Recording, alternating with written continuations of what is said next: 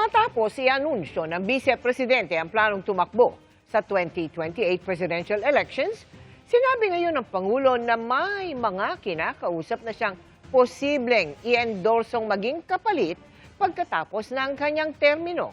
Isa sa mga hinahanap niya, taong nakakaunawa sa ekonomiya. Kung bakit sa pagtutok ni Bernadette Reyes. Pabiro pang sumagot noong una pero maya-maya'y naging seryoso ang sagot ni Pangulong Bongbong Marcos sa tanong sa kung may gustong i-endorsong maging kapalit niyang Pangulo sa 2028. Have you already narrowed it down to about 2 or 3? You're going to get me into trouble. We have some people that we are talking to in mind. Many of them actually, some of them have said, no, I do not From the want. Sabi ng Pangulo, mula sa gobyerno ang ilan sa mga kandidato na napupusuan niya. Bagaman hindi niya ito dapat limitahan. You cannot limit yourself to government. Yeah. But of course, it's much harder to bring to a presidential level someone who has not been involved in politics ever. It happens, but it's not that easy, especially in the highly political atmosphere that we have here in the Philippines. Pero hindi pa anya ito ang panahon para mag-endorso ng susunod sa kanya bilang Pangulo. And you will endorse this person very soon? Not soon.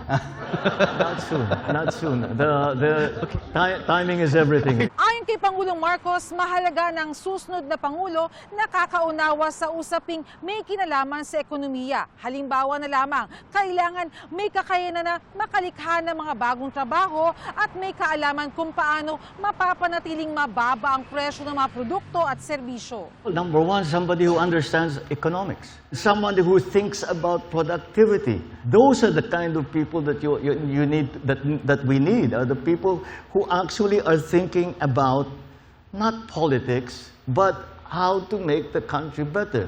Sa ngayon, sabi ng Pangulo, nakatutok siya sa mga pagbabago para gawing mas madaling mamuhunan sa bansa at nararamdaman na raw ito ng mga Pilipino.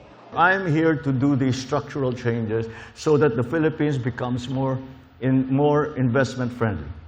And we are starting to feel the effects of that, the beneficial effects of that.